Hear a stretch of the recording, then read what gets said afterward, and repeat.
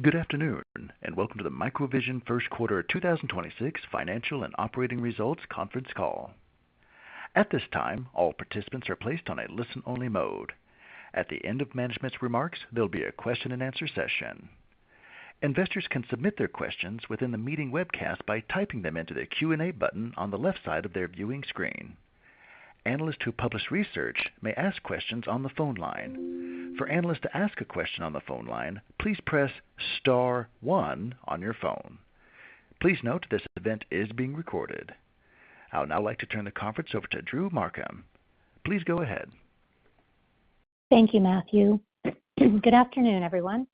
I am here today with our Chief Executive Officer, Glenn DeVos, and our Interim Chief Financial Officer, Steve Hrynewich. Following our prepared remarks, we will open the call to questions. Please note that some of the information you will hear today will include forward-looking statements, including, but not limited to, strategic plans, acquisition benefits and integration synergies, expectations regarding customer engagement and product deliveries, go-to-market strategies, product performance and pricing, market landscape and opportunities, cash flow forecasts, liquidity and the impacts of recent financing activities, availability of funds and access to capital, expected revenue, operating expenses, and cash balances, as well as statements containing words like believe, expect, plan, and other similar expressions. These statements are not guarantees of future performance. Actual results could differ materially from the future results implied or expressed in the forward-looking statements. We encourage you to review our SEC filings, including our most recently filed annual report on Form 10-K and quarterly reports on Form 10-Q. These filings describe risk factors that could cause our actual results to differ materially from those implied or expressed in our forward-looking statements. All forward-looking statements are made as of the date of this call, and except as required by law, we undertake no obligation to update this information. In addition, we will present certain financial measures on this call that will be considered non-GAAP under the SEC's Regulation G. For reconciliations of each non-GAAP financial measure to the most directly comparable GAAP financial measure, as well as for all financial data presented on this call, please refer to the information included in our press release and in our Form 8-K dated and submitted to the SEC today, both of which can be found on our corporate website at ir.microvision.com under the SEC Filings tab. This conference call will be available for audio replay on the Investor Relations section of our website. Now, I would like to turn the call over to Glenn DeVos, our CEO. Glenn? Thanks, Drew. Last quarter, we introduced our vision for what we call LiDAR 2.0, and we outlined how the new Microvision was being built to lead this next era of the LiDAR industry. Today, I want to provide you with an update. In short, our strategy is working. Over the first quarter, we made significant progress integrating these technologies, teams, operations, and customer relationships acquired through Luminar and Scantinel. What we have today is one Microvision organization. At the same time, we have successfully restarted key Luminar commercial programs. We've resumed shipments across multiple customer engagements, continue receiving repeat orders from existing customers, and expanded work with prospective customers across industrial, security and defense, and automotive applications, our three key end markets. Importantly, this progress gives us increased confidence in both the operational direction of the company and the commercial opportunities that lie ahead of us through the balance of 2026. First quarter revenue represents the start of commercial traction. We believe that our operational foundation work completed during Q1 now positions Microvision for accelerating momentum as we move through the year. That is the message I want you to take away from today's call. The new Microvision is operationally integrated, accelerating our commercial traction, and executing against the LiDAR 2.0 strategy we laid out last quarter. Before I go deeper into our progress, I want to briefly touch on why we continue to believe this transition to LiDAR 2.0 is so important. As I shared in our last earnings call, LiDAR 1.0 was primarily defined by a technology-first mindset. Companies competed to build the most impressive standalone sensor often without fully considering the economics, scalability, or operational realities key to broad deployment. But increasingly, customers are telling us something very different. Whether we're speaking with mining equipment manufacturers, industrial automation companies, defense integrators, or automotive OEMs, the conversation is not centered on sensor performance alone, but on the criteria that will drive value for their businesses. First, lower cost is central to enabling scaling deployments. Second, they're looking for mature, proven solutions they can depend on for reliability and secure production launches. And three, solutions must be easily integrated into their system architectures. Customers want the right performance for the right application. They want solutions they can easily integrate into complete perception and control systems. They want flexibility through open software architectures, and they want products that are designed with cost and scalability in mind from day one. And that's what LiDAR 2.0 is all about. We believe the industry is now evolving to the areas where Microvision is strongest. Portfolio breadth. We now have the broadest technology portfolio in our industry. Designed to cost engineering, it's not complicated. Cost drives mass adoption. Open software framework, giving our customers flexibility and control of their software and systems. And finally, disciplined execution across all aspects of the business. Today, as I stated earlier, the new Microvision has the most comprehensive product portfolio in our industry, and this enables us to win in our three key market segments. Our MOVIA family of products provide compact, solid-state, short-range sensing for industrial security and defense and automotive applications. Iris and Halo expand our capability into long-range detection based on real-world production for automotive and industrial programs. And Scantinel's FMCW platform gives us ultra-long-range sensing capabilities for automotive and security and defense. With our Mosaic and Sentinel software platforms, we now offer a complete perception stack and development environment from silicon to point cloud to perception software, all built around Microvision's open software framework that enables our customers to seamlessly integrate and build differentiated capabilities on top of our platform. Now, just as important as integrating our product portfolio, we now have one unified engineering and product organization, bringing these technologies together.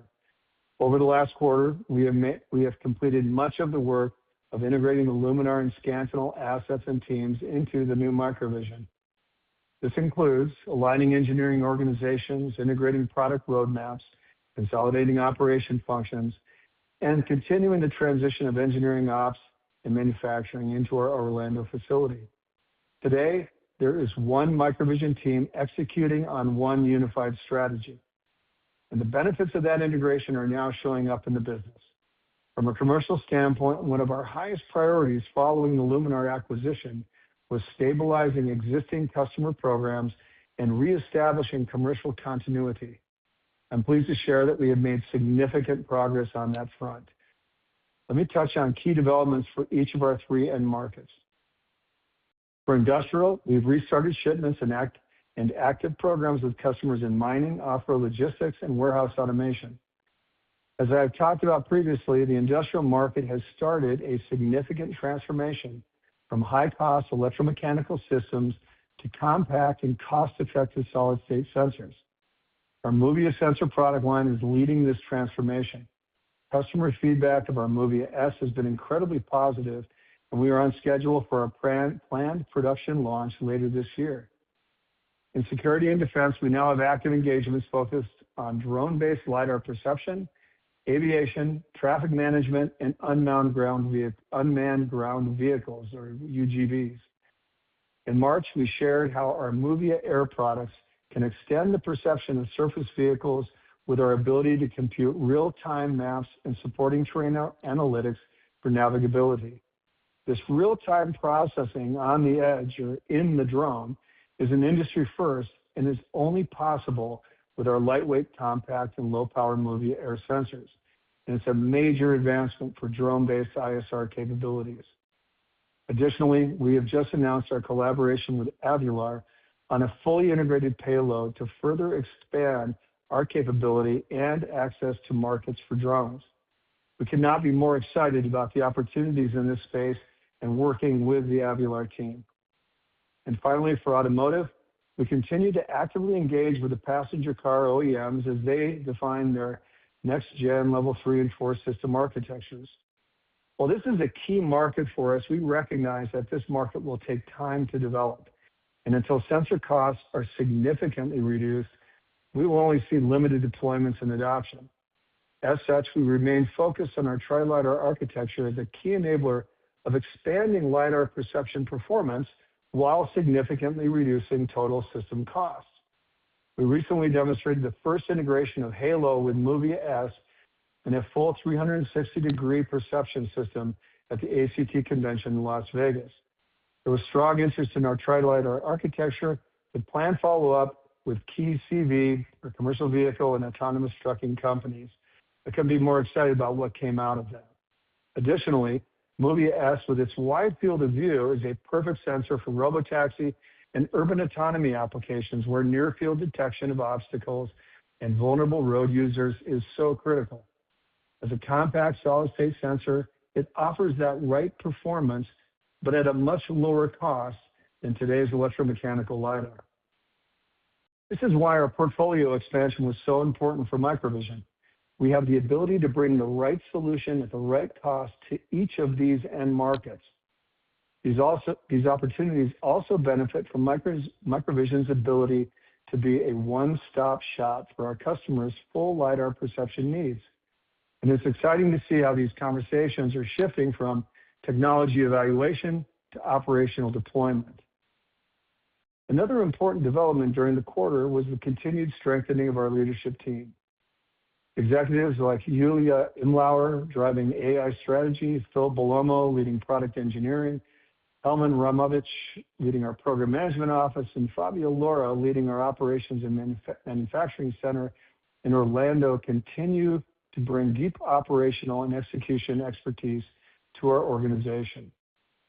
This operational discipline matters because the next chapter of LiDAR isn't simply about having a great technology, it's about delivering solutions reliably, economically, and at scale.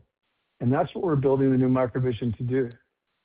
Before I turn things over to Steve, I want to briefly touch on our outlook for the balance of 2026.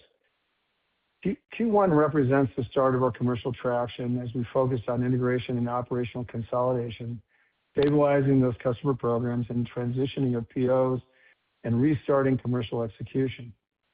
As we move through the remainder of the year, we expect the operational progress achieved in Q1 to increasingly translate into commercial and financial momentum. And based on this progress that we've made this quarter, we have increased confidence in our outlook for the balance of 26. I'll now turn the call over to Steve to review our first quarter financial performance. Steve? Thank you, Glenn. Before I dive into the financials for the quarter, I want to highlight some key activities that took place during the quarter.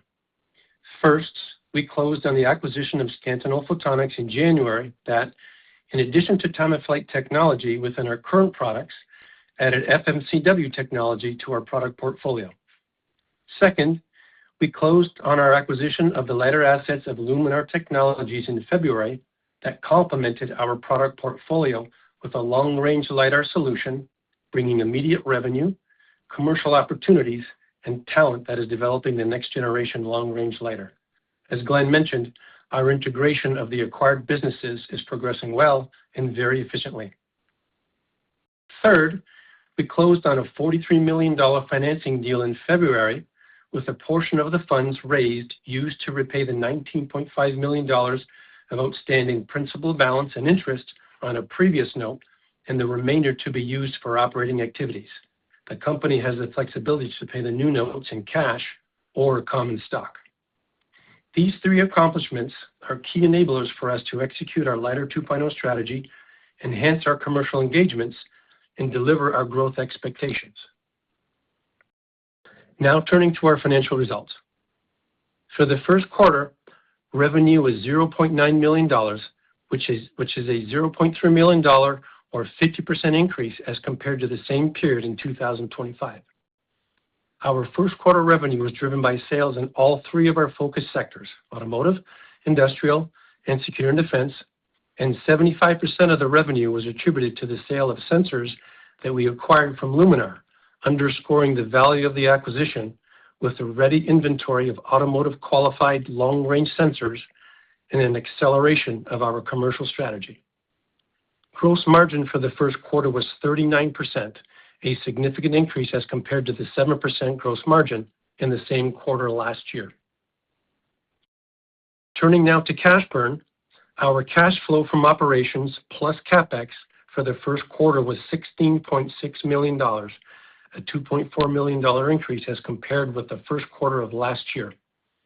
The primary driver of this increase includes the operating costs associated with our recent acquisitions of Scantinel and Luminar, with a contributing portion of the increase stemming from non-recurring expenses related to the acquisitions, including legal, accounting, and audit fees. In terms of liquidity, our balance sheet reflected $46.1 million in cash equivalents, and investment securities at the end of the first quarter. In addition, we have $42 million available under the current ATM facility. Now let's talk about our full year 2026 guidance. In terms of revenue, we are maintaining our projection of $10 to $15 million, and as mentioned on our last call, we expect most of our revenue to come in the second half of the year. We are making great strides in reestablishing trust with our customers post the Luminar acquisition and are seeing commercial traction as a result of those relationships. Regarding cash burn from operations plus CapEx, we are improving our guidance to approximately $60 million for the year from our previous guidance of $65 to $70 million, as we are seeing the benefits of our integration activities and synergy cost reduction actions. And finally, we are elevating our gross margin guidance from positive to 35 to 40% as we continue to aggressively negotiate our supply agreements and optimize the mix of our sensor sales. As we execute our LiDAR 2.0 strategy, enrich our commercial relationships to propel revenue growth, continue financial discipline in spending cash, and judiciously engage in capital raise activities, we are well positioned for success in the automotive, industrial, and security and defense verticals. Please check out our investor presentation on our website to gain further insights regarding our way forward. Let me now pass it back to Glenn for closing remarks. Thank you, Steve. I want to conclude the prepared remarks by reiterating my conviction. Our strategy is working. The new Microvision has the most comprehensive product portfolio in our industry, which is enabling commercial traction in all three of the markets that we serve. Combined with our execution discipline, this will unlock value for our customers and as well will drive significant shareholder value creation. Thank you. Operator, we are now ready for questions. Thank you.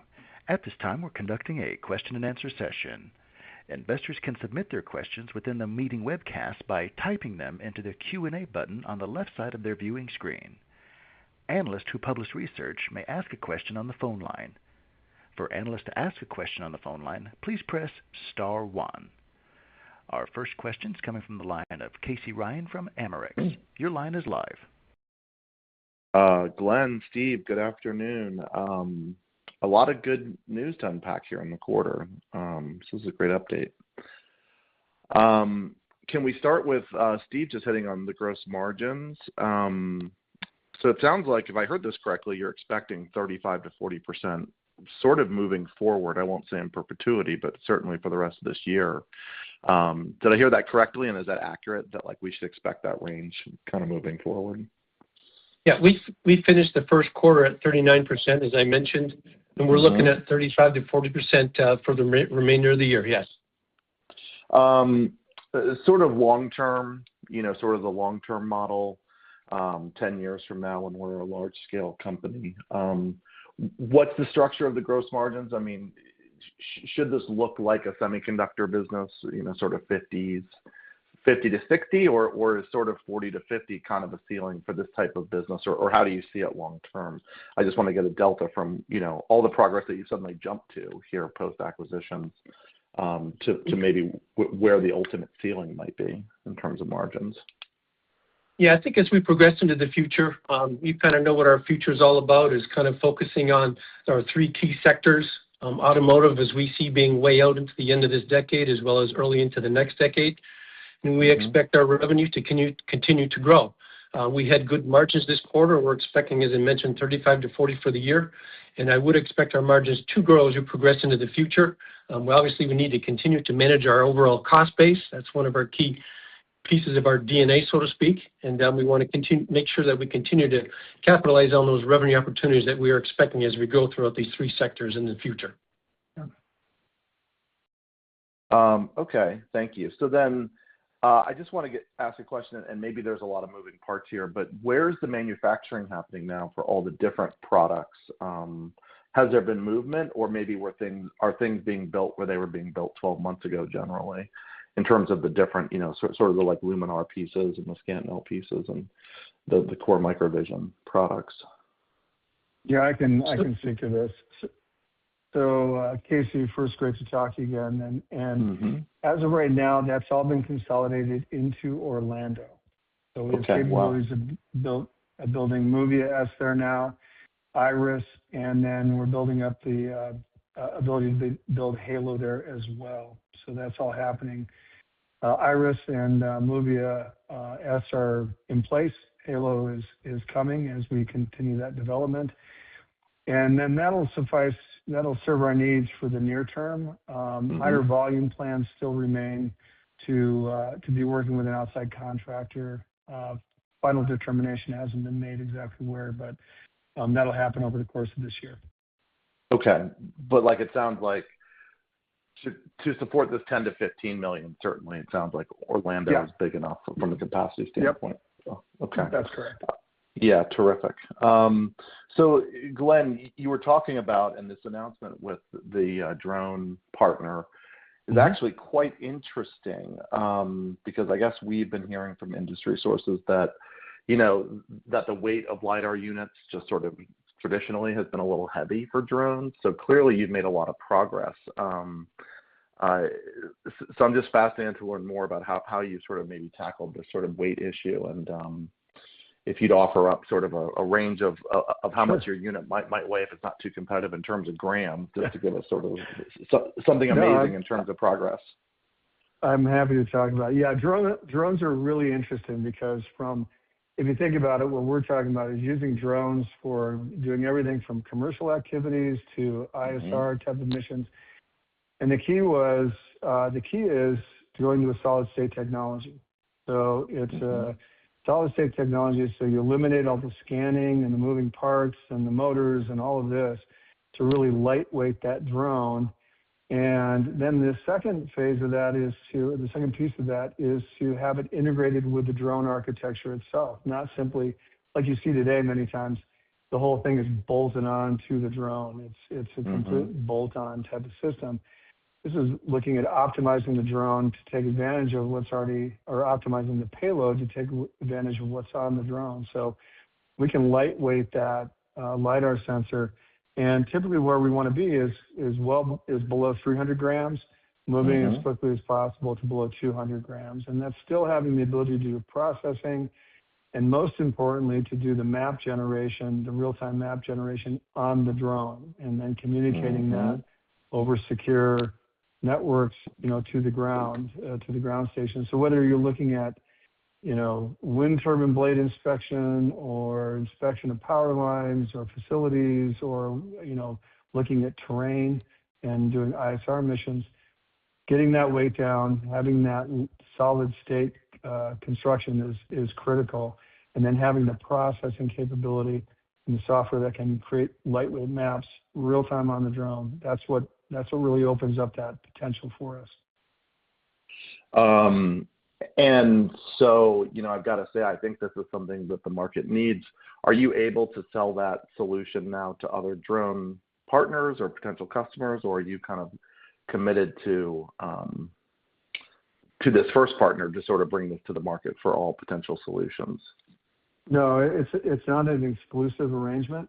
So there's a structure, there's a non-exclusive.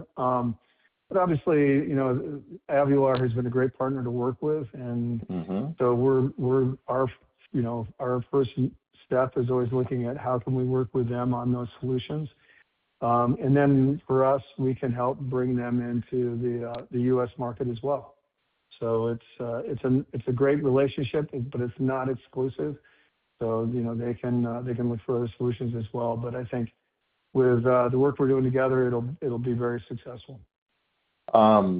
Yeah, this feels like a big leap forward, and feels like you have a real leadership position here with a real pain point in terms of the weight for drones. So that's fantastic.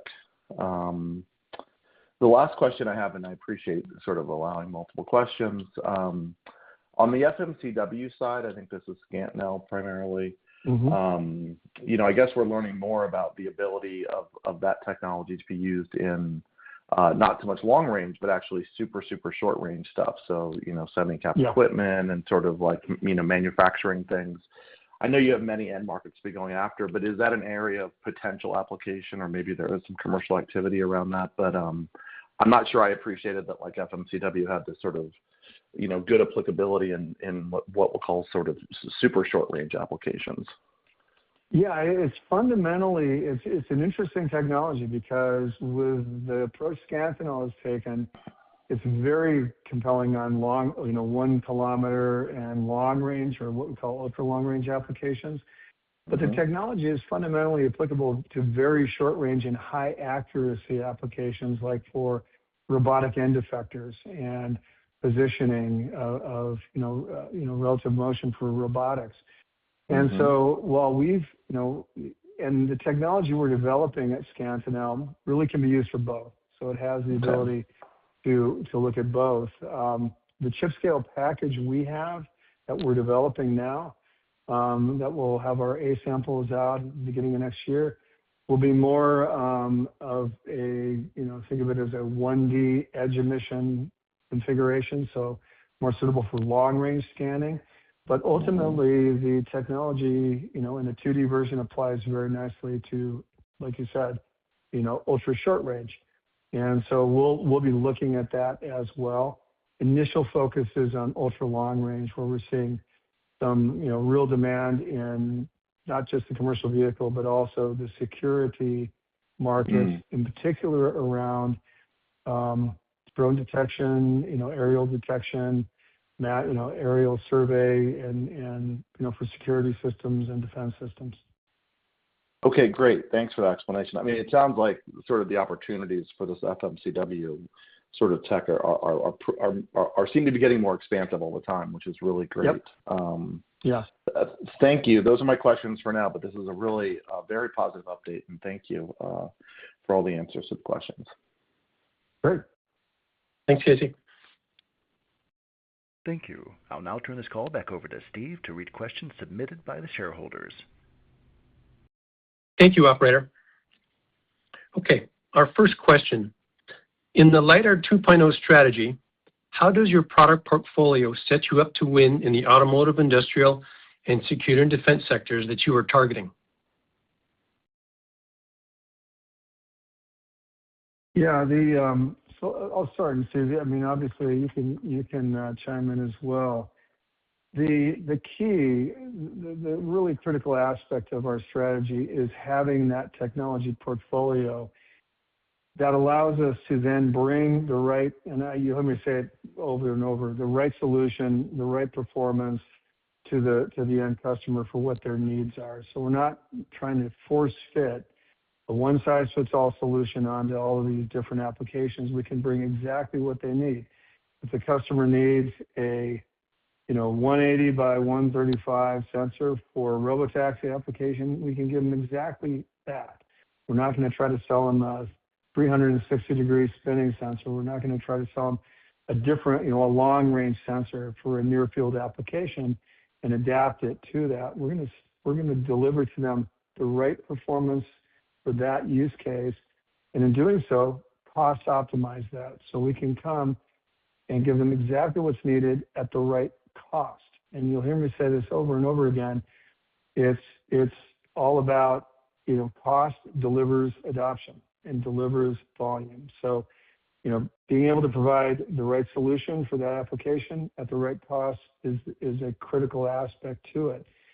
The other thing, and this is more from a business standpoint, is the ability to serve those three end markets that we always talk about: industrial, security and defense, and automotive. What that means is we don't have an over dependency on one particular market or one revenue stream. That automotive goes through its cycles. I lived through those in my career with Aptiv and Delphi. You have these ups and these downs, and you want counter-cyclical revenue streams because security and defense does not cycle the same way that automotive does. Industrial, same thing. They're in basically different cycles. That gives you revenue resilience, and so you're not overly dependent on one revenue stream, which means that revenue is very fragile depending on what happens in that end market. And then the third piece really is all about the discipline. It's all about financial discipline and execution, and really being able to deliver on your commitments to those customers and those end markets. And when I think about how Microvision is positioned for LiDAR 2.0, it's exactly those three dimensions. Okay, thank you, Glenn. I was going to touch on the cost piece, but you beat me to it. No, I beat you to it. Yeah. Why do you think software is a key enabler in the 2.0 strategy? Software will play two really important roles for LiDAR 2.0. The first is on the product cost. And what I mean by that is software isn't just a important part of the product. It's how you use the software in the product to drive the cost of the hardware down. So wherever possible, we solve the technical challenge in software, not in hardware. And what that does, and this is the same thing we did with radar, it's the same thing we've done with cameras. You're continually driving the advancements in performance and the sensing capabilities into the software, where you develop it once and you get the benefit essentially for free across all of those products. It may require more processing, but at the end of the day, processing costs are always coming down. And so software is critical from the standpoint of, as a strategy, using software to reduce the cost and the complexity of the hardware. And what we see in the market today, quite frankly, are a lot of LiDAR companies talking about how great their hardware is. And look at the hardware and look at what the hardware can do. What we want to talk about is look what the product can do, and the product can do it because it's software enabled. The second reason software is so critical, and this is more on the customer-facing part and the open software framework that we talk about, is because when you're integrating a sensor, sensors don't operate in a standalone manner. They operate as part of a system that has to be integrated with controls, with other sensors, with other software. It's very complex. One of the frustrations and limitations of doing those types of systems integrations is not having the ability to work closely or even collaboratively with the software in those modules, in the sensor. And that's what's different about how Microvision approaches this. We want to make it easy, seamless for our customers to integrate our products into their architectures. So it isn't just a black box sitting as part of the architecture that whenever they want to make a change, they got to, it's a big pain point for them. It's part of their software. It's literally inherent or integral to their software architecture. So they can optimize their system with our product. They can integrate it. They can control the releases. They can update the systems. It gives them that flexibility, the control, and ultimately, and this is the key, it lowers development and system costs. And so having done large-scale software integration for decades, I know the pain, and I know this is exactly how you address that for our customers. Good. All right, Glenn. Next question. In comparison to your competition, how do you see yourselves as differentiated? I think there's a couple of really key things. One is the portfolio. I'll just start with that. We're not single-threaded on our technology or our portfolio. I think that's super critical, is that we have, like we talked, the broadest technology portfolio, 1550, 905 or 940 nanometer, time of flight, FMCW, solid state, mechanical or electromechanical scanning.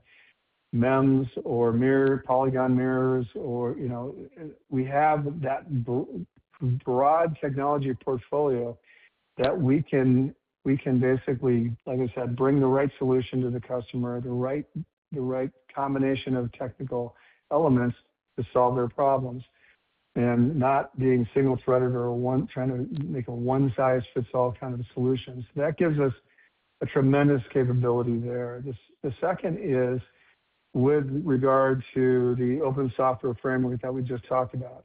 You don't hear other people talking about that, and I think that's a critical part of how we can be competitive. It like I said, it helps the customer do their job better. It addresses their pain points. Plus, it makes us a sticky partner and really a close partner for them, which is exactly what you want. The other piece of it is in our focus on cost and being able to scale the product and to be able to scale it at the right cost level for our customers, ultimately enabling them to create value when they offer their solution that is using our product. And that's a critical part. We provide a sensor into a system. We're not successful if our customers' sales of that system isn't successful. And so for us, it's critical that's why that cost discipline is so important, because you don't get to mass adoption until you get to a cost level that enables our customers to be successful. So the end consumer, whether that's an industrial customer or a person buying a car or a security and defense customer, until they see the value in acquiring that system or that product from our customers. And so I think that's a critical element of it. And then for security and defense, we're a U.S. and German company. And so when you look at our footprint, how we design, how we build, how we develop our software, that's in the U.S. and Germany, which is really, really critical for security and defense applications. We're the only true, solid-state flash LiDAR non-Chinese supplier. And so that gives us certain advantages that, at the end of the day, for those markets, it's an important characteristic. Okay, thanks, Glenn. Can you provide more insight into your commercial activities within the three sectors you are focused on, and what are your plans to showcase your products to demonstrate your technology specific to these three sectors?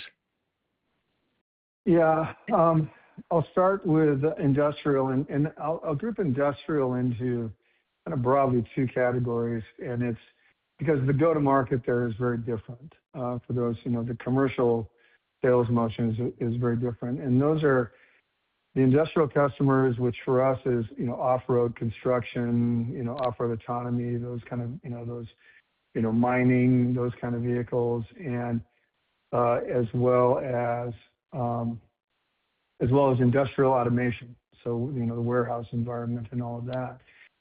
So when you talk about industrial, kind of the off-road piece, construction equipment, off-road hauling, that kind of thing, our approach there is working directly with those customers, and that's where Luminar had done a really nice job with a number of those customers that were using them for mining, using them for off-road hauling. 1550 time of flight is a great technology, operating within dust for longer range, and so really was reestablishing those relationships, rebuilding those, and then resuming shipments to them while they do their development with launch timing in later next year.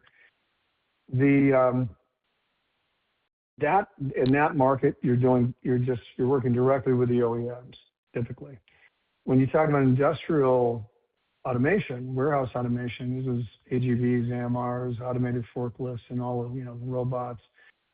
That's a very different market, and that's served either, for a few of those OEMs, you work directly with them because they have the capability to do that complete system definition, that system integration, that whole, the engineering associated with that. Not every company in that market has the ability to do that, and then you typically are working through resellers or distributors, and we definitely want to and are engaging with resellers to discuss with them how they can sell MOVIA S or how they can sell MOVIA L or those products, because it's primarily a short-range game, how they can sell those in addition to providing value-added services. So we're going to leverage those distributors and those value-add resellers for that broader adoption. Now, in terms of what are we doing in those markets, well, what you're seeing is as we continue to develop our lidar collision avoidance systems, we're showcasing that in trade shows. We're doing that in, on the website and LinkedIn, you name it. And we're getting a lot of interest there because we can offer a low-cost, basically collision avoidance system for everything from forklifts, human-operated forklifts to scissor lifters to you name it. And so a lot of interest there, which is why our launch of MOVIA S with LCAS inside is so critical for the later this year. But you're going to see us continue to make progress in that market throughout the course of the year. And, that'll be mostly through, what we showcase. For security and defense, that's a very different market in that you're really talking about, defense industry, so working with primes, and then also talking about working with companies that are involved with, security around installations or traffic, kind of municipality security or traffic management, these types of things. And in that case, it's working more directly with those companies. But what we'll showcase, we'll either announce, and that's, I mentioned we're engaged with traffic management. That's using Iris to do, vehicle and speed detection, for vehicles on highways, looking at stop sign detection as well. And so a host of traffic management related applications where we're working directly with those OEMs and they integrate our solution into theirs. And that you'll hear about as we announce more and more of those deals. With regard to defense, though, what we're doing there is like we did with the AUVSI webinar. We're showcasing here's how our perception on a drone can extend the perception of an autonomous ground-based vehicle. It's very targeted towards drone and UAV-related activities for the defense sector. That in turn gets us connected with companies that are interested in those technologies, either drone companies or complete application companies, primes, or people that just want the payload. And so, like the Avular announcement, as those engagements continue or expand, we'll be talking about them. Defense, obviously, a little bit, differently than we would talk about commercial applications. But it's really, in that market, it's about demonstrating the capability, showing what the capability can do, and then, working towards deployment. And that's why that Avular deal and what we're doing, I mentioned some other aspects, why those are so important, because that's that step towards, mass deployment. And then finally, for automotive, as I mentioned, the OEMs, past car OEMs, I would just characterize the whole first generation, the level 3, as really, being a learning phase. Let me put it that way. This is learning about the technology for the OEMs and the supply base. It was learning what does the consumer want. And the big takeaway was level 3 offerings by the OEMs, at the price point they were coming at, $8,000-9,000 US, it just wasn't compelling enough. You can get a complete ADAS solution with a bunch of really valuable features like adaptive cruise control, backup cameras, blind spot detection. You can automatic lane changing for several $1,000s.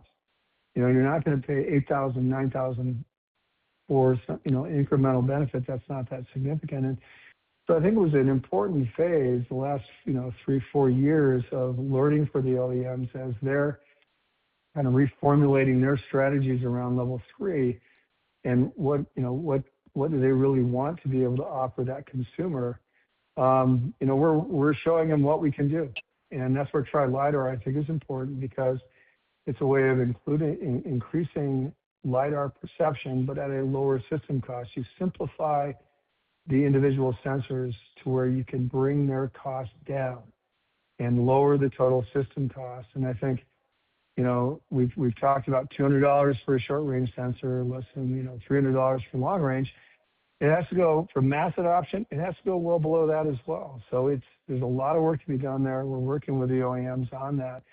In the meantime, robotaxi and commercial vehicle ADAS, those are real opportunities. And so you're seeing that scale. Movie S is a great product for those. Halo is a good product for those applications. So we're focusing on that. And that's why the ACT event in Las Vegas was so good. It showed us integrating Halo, long-range 1550 time-of-flight sensor with, I think it was 4 movie S's. So you had, wasn't technically tri-lidar, there were more sensors than 3.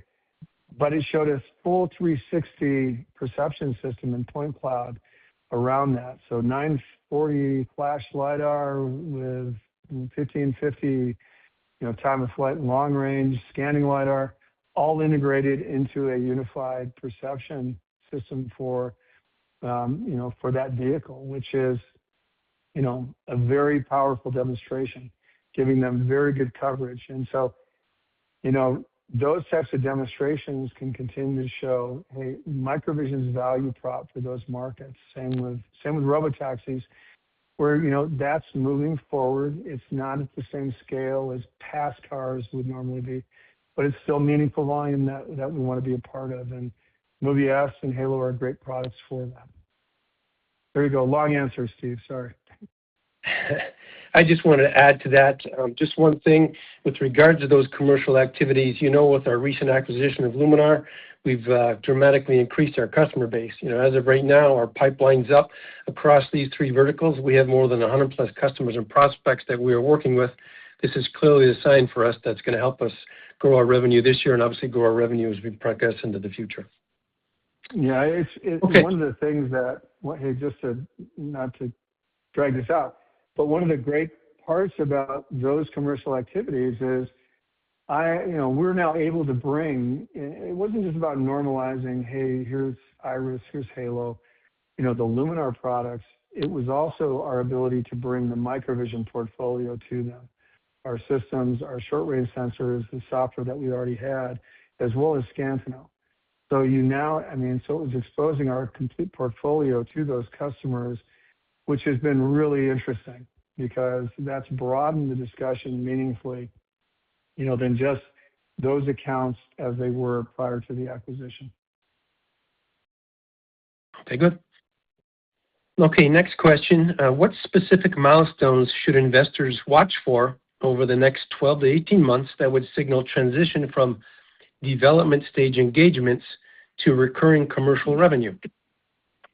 I think there's 3 things to look at. The first is obviously us announcing those things. And this is always an interesting one because not all customers, and this is a long tradition within certainly auto and other developed markets is not all customers want suppliers to announce that customer, but we'll be talking about those wins in general terms to share that. So as those wins come in or are solidified and those contracts get inked, we'll talk about that. The second is the milestones that we want to showcase, and I would say the ACT tri-lidar demonstration, the AUVSI webinar on MOVIA Air, a drone-based MOVIA Air real-time mapping. We'll have another webinar coming up later that talks about, that'll talk about why LiDAR as part of that perception system.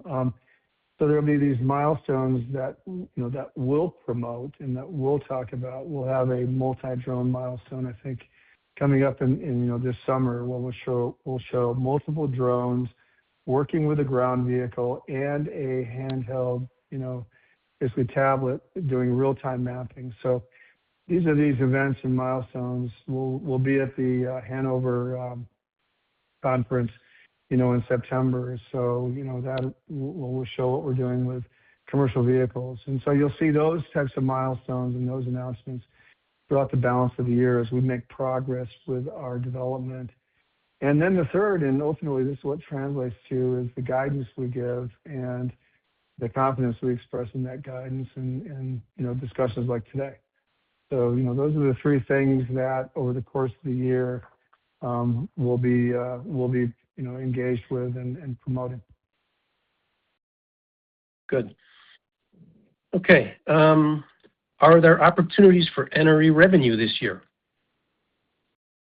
Yeah, there are. I would say, and that's always an interesting one because we want to make sure that with NRE, you're not just in a science project. You're spending your engineering resources and to move towards commercial success. So in that regard, I would say that the bigger opportunities are really in security and defense, where they're looking at, there's a massive amount of capital moving into that space now, in particular around drones and autonomous ground vehicles and autonomous naval vessels. So you have, and so to the extent that our technology can be adapted or it can be applied in that area, which it can, there's many very good applications. There's funding and NRE available to help us develop that, and so we'll take advantage of that when it lines up, with our product plans and when there's commercial success as the outcome. So there's definitely NRE opportunities there.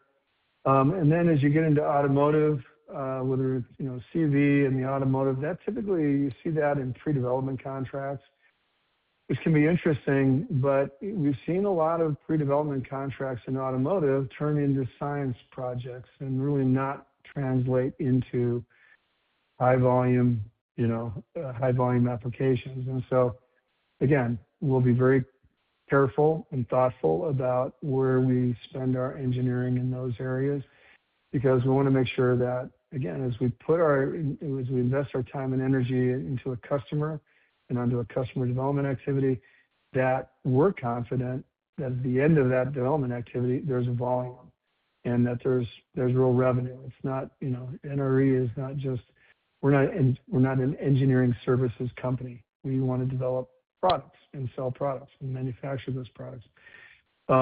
Industrial, not as much. I would say industrial, generally speaking, tends to be lower for warehouse and industrial warehouse automation and all of that. That tends to not be an NRE-rich environment. Industrial off-road in that area, there's definitely NRE and development dollars there. So as we look across those three end markets, there's meaningful NRE opportunities there, but those opportunities consume resources. So it's just so critical for us that we agree to do something to get paid to do it. There's a commercial outcome at the end of it that we want. Okay. And finally, how is the integration of the recent acquired companies going, and have you seen the synergies that you were expecting? Yeah, first of all, their integration's going exactly on plan with what we expected, and there's a lot to that. There's all of the kind of the plumbing and wiring, the infrastructure piece of it. How do you get everybody onto the same systems? How do you get people working that have different IT structures and different tool chains and everything else? How do you get that all aligned? And that's gone very well, in terms of, general, just ensuring that there's no disruptions to our workday. Now, what takes a little longer, it tends to be the engineering tools and, the technology portfolio. And, in this case, we're not talking, from a hardware standpoint, you're not trying to combine a VCSEL SPAD 905 nanometer technology with a 1550 time of flight, scanning architecture. So those are complementary. So, you're not trying to integrate those. You are on the software side, though. We're trying to have a common software architecture that underpins all of these products. So the sensor models, the point cloud, and the perception models, all of these things, it's a common architecture. So that as we develop different hardware variants, you're not re-architecting the software completely. There's a ton of money spent there if you have to maintain all different software architectures. And so that's the piece that we're working through now.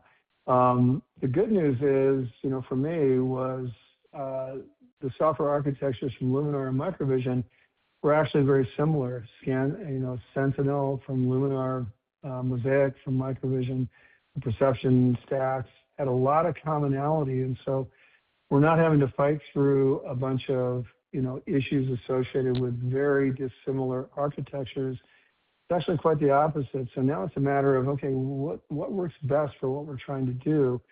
And the teams have been, Greg and the whole team has been really good with that. In terms of organization, that's all done. How the organization is structured, the team structures, that's behind us. And so now it's just about getting to work. But when you do these integrations, you can always find really hard, pain points in terms of the integrations. We've been fortunate that has not been the case. And so that allows us to focus on customers and focus on, kind of the commercial side of it, as opposed to having to sort out internal issues, which has been great. Yeah, the only thing to add to that is just with regards to the synergies, as I mentioned in my prepared remarks, we originally guided on 65 to 70 with regards to cash used in operations plus CapEx. With all the synergies that we're finding just through the integration process that we're doing, we improved that, I should say, going down to 60, approximately 60 for the year. So we are seeing those synergies impact us on a full year basis. Yep, that's exactly right. Okay. So this concludes our Q&A session. Just want to thank everybody for participating today and your continued support of Microvision. Thank you very much. Thank you. This concludes today's conference call. All parties may disconnect and have a great day.